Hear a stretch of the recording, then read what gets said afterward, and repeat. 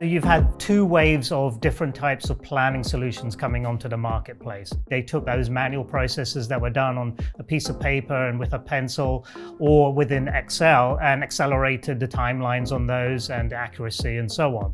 But then obviously technology moves along, the cloud became more of a thing, and some solutions were developed specifically around the cloud or this sort of hybrid environment as well. So you've got solutions such as Adaptive and Host and Plan4, which then brought the cloud computing arena to planning and forecasting. What we're now seeing is really what I call the third wave of planning and forecasting solutions. And that's really been headed up by this idea of having this open architecture, building things out on standard technologies that a lot of people understand. Power BI is an easy tool for most companies. Your analysts already know and understand Excel.